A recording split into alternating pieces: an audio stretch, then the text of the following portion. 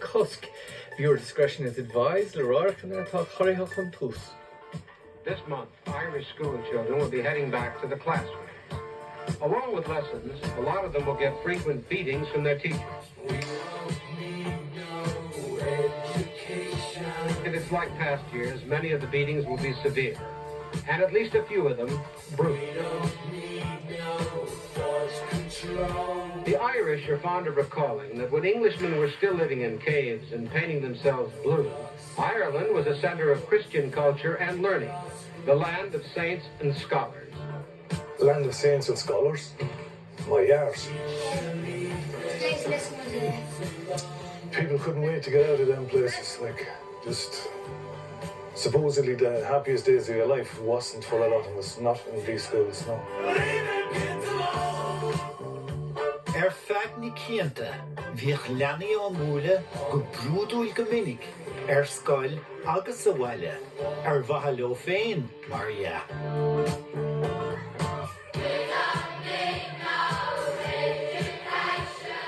The mútóirí dúsáid an Pinos Corporal agus iad nóir úsáid. Agus is stoilm sa gur féidir in áiríomh dhéiscint in san aig an búntóra céinsáis duine bhí an. An nacht fisríon Cusk stair an Oregon stát údrathe in our scoiline agus our dithe a réan.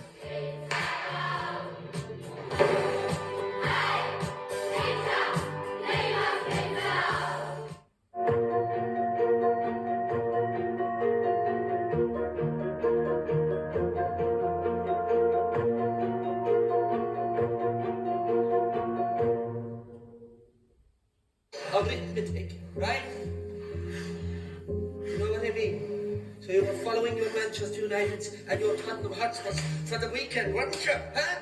O hús aimse na mútóireachta in Éirden, bhí I brú an bhaide, an tlaat, nó an rialóra ina chud lárnach agus fiúntach fiú sa góras I dachas in Éirden.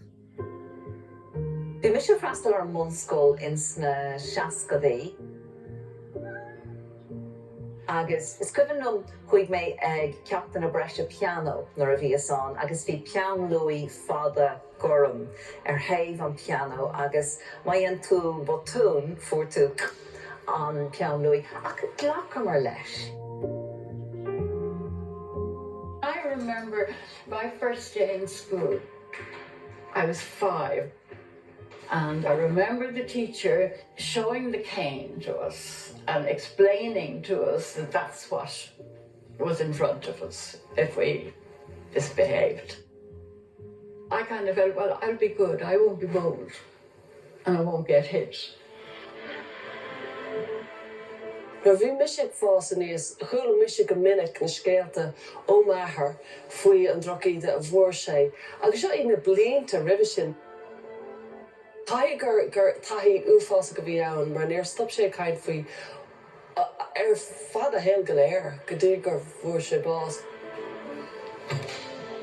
Tá rud ag an andúrch agus angrú méid buint le Pinos Corporal mar higamid ar fads, ach ní raibh an tolas acu, ní raibh an adachas ar na múntóirí. Memories are made of this and this. Als níos ag múna sna seascadaí, deireadh na seascadaí, agus grannos bhí sé fós de leithach, ach ní raibh sin úsáid I gach múntóir, like bhí sé ann. Like in áiríre na scéalta a chloseo, ná na scéalta úsáid agus bhí úsáid I gcónaí. Everybody knew what was going on, but you didn't talk against authority because they made the rules, they made the laws. And to say anything against you were just ostracized, like. Tugad antas dlíthúil don Pinos Corporal don chéadúir in acht na leanaí néideagus a hocht.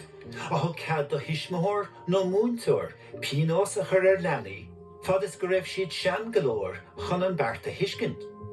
Sús go dtí néideag 8 bhíoch an tlaat, an leathair, an rialóir, an glantóir, agus fiú bháin lámha an bhuntóra in úsáid I srámar ranga na hÉireann, le Pinos Corporal a thuair de leanaí. Bhí glór rialach ag buint lei seo ón 8 agus a 8 agus tháinig athairthe beaga ar na rialach a thar na blianta mar hampla ní raibh cead ag an bríomhide Pianos Corporal úsáid agus na páistí ar scoil. Agus freisin bhí cúis mhaith ag buint leis an bíonó sin a chur a bhaim. Tá níl ag leirt marall ar fáistí óga an rinne sí darmid ar na ceiste na cearta sa cheacht Gaeilge. Tá muidna ag leirt marall ar an bhuclíocht atá san acht a grave transgression.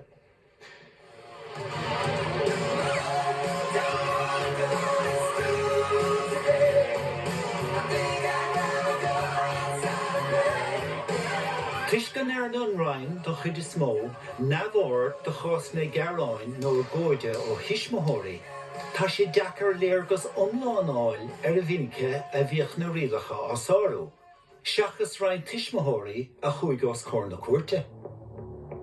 Siar an achla in níideag troch a hain. Tógug, cén troch a sé páiste amachchas an scóil agus nuair a bhac cén chuig a hain páiste sa scóil, mar jaall ar an foréig in a bhí ar siúil. Bhí ceramúntóir ann agus trías na ceramúntóir sin caithfidh go raibh siad fián ar fad. Mar tháinig na tuismóthirí le chéile, thóg siad amach na páistí ag glórag taú ón stáit, ní tugu, éon taú dómh, dúirt ló, taobh go dtí an scóil agus fiú bhí fianaise acu go raibh le fuil ar an ggópleabhar. Arís chuann sé cos cuairte goibhna dom an cean seo ó gúnanáil, méal átha seanaí an gúnanáil bhí colín ógain. Arís deithmí na díis, dúí si chun na cuairta, dúirt si gur bhuail an múntóirí. So nimid ag leirt marall ar an bríomhide, bhuail an múntóirí leis an tlat, bhí si gurtathe go donna, bhí si trí na chéile, tuisc go nearna si darmid ar na freagraí cearta sa cheacht Gaeilge, agus arís caithfidh an cás amach.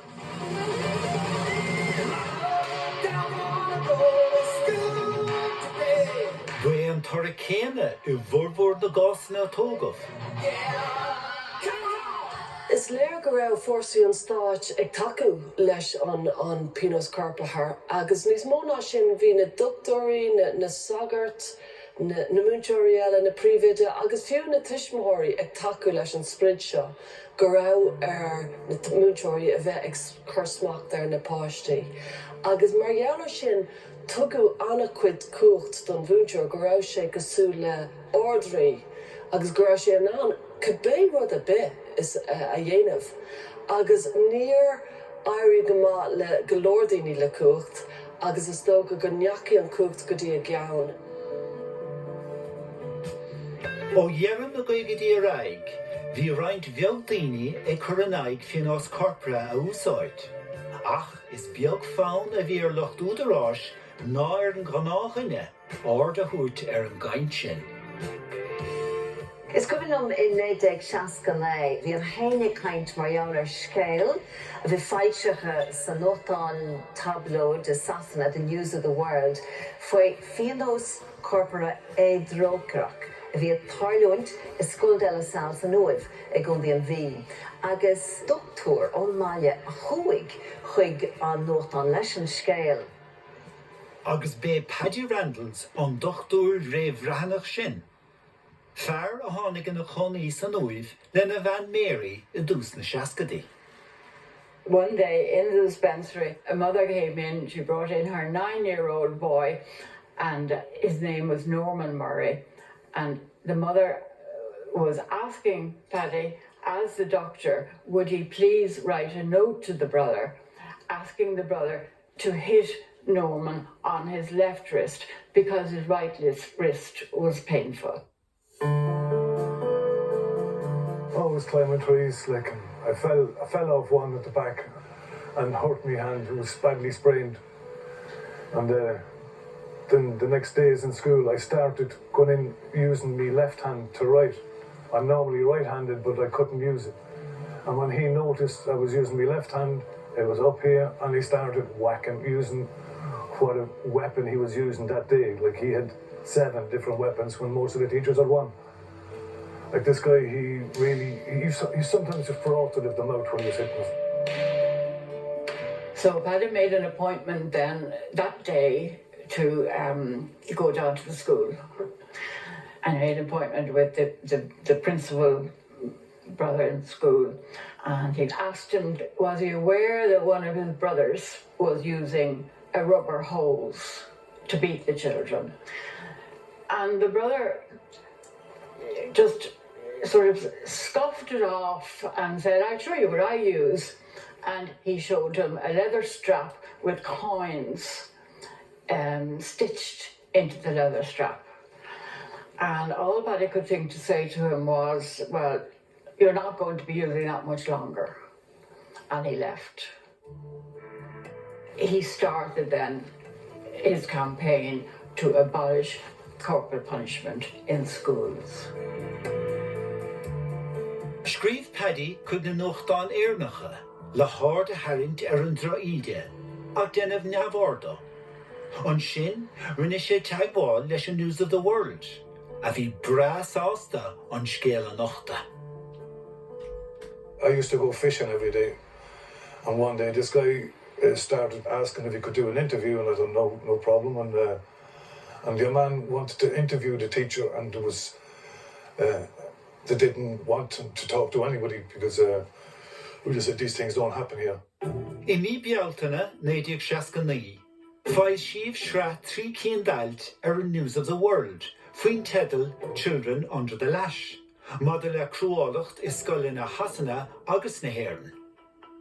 It hit Navan. It was like an explosion that Paddy was publicising outside the country, what maybe we would call family secrets. Le bracha an léir an dánach, ní raibh irid agus cópahháin the News of the World le fáil san óibh, iad imethe gan tasc nátóirisk. Deirtar gur cahabhisteach an á na bóna iad. I remember my dad's brother lived in Wigan, and one of my cousins sent a copy of the English News of the World over. Is that Norman? Yes, it was me. But a few people did get copies outside the town or early morning. The local bishop wanted an audience with me and my mum and the local parochial house, which we went to. I remember he wanted her to stop publication. She had the power to do so, but she would not. It was the one thing she could use against him. I didn't realise I suffered post-traumatic stress from what was happening. When you're being beaten by a grown man with various weapons on a broken arm, it's very painful, and when you can do nothing about it and the state supports it, it's disheartening to say the least, so you start finding ways to protect yourself. Díoch Paddy agus Mary go géir as a báirt sa scéal. In those days, we lived in the town, and you'd park your car outside your house. And we came up one morning, and the 4 tires of the car were slashed. Another occasion, he had bricks thrown through the surgery window. A nun told the 10-year-old children that they were to, when they go home, they were to tell their parents that if they were sick, that they shouldn't bring the children to Dr. Allen's. Coming up, obedience, discipline and punishment in Ireland. Ní éad bhí Paddy a stoppa. In 1969, spráid tuairiscí an News of the World spéis an cholach telefíse Americánach NBC. A thug bhí chlár First Nation a dhéanamh an seo in Éireann faoin tedal The Land of Saints and Scholars. The Irish hero Patrick Pearse once described his country's school system as a murder machine. Tugad léirú sa chlár fi bhíú sáidne rialacha a bhain le Pinos Corporal in Éireann. Leabhar siad le roinnt leanaí a búlamh, chumá le daoine fásta a hacaigh go thomláin le mar a ghlacadh leis go ná Pinos Corporal in the linne. Every girl in this room has been slapped at one time or another, some of them on several occasions because they have been with us for some years. They need control from outside, and that control has to be supplied by saying, you will do that, here and now, or else. Or else what? Or else you'll be slapped. Would you show me about how hard you would normally strike a child? No. Tá sí trúbhéilech go raibh siad mar sin in san scóil an áit go déan tú chun severas chun ilúnt a gháid. Tá sin náireach. Bhí 35 milliún daoine ag fara ar an glár telefíse America. Haring sé rac. Scríb na mílte chuig an seanad ag írig míniú ar an gás. Ní móna sásta is a bhí na húdarás. Buchasúil gur bhóim ní a bhí ortha faoi chlúna tíre seach a sláinte na leanaí in éireann. Agus leis na man ag díriú ar an bíós corprathe, bhí athrú dó cheachanta.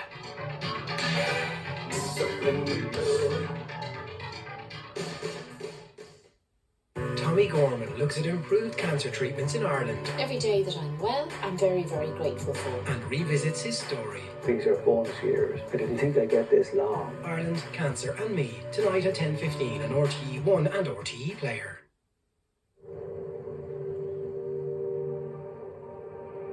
It doesn't happen often, but when it does, it can move us forward in extraordinary ways.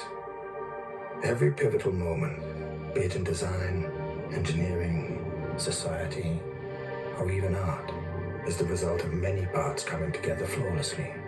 A delicate interplay of forces, where even the smallest detail makes a difference. It doesn't happen often, but when it happens, in that moment, when passion meets relentlessness, when intention meets craftsmanship, when all of this comes together,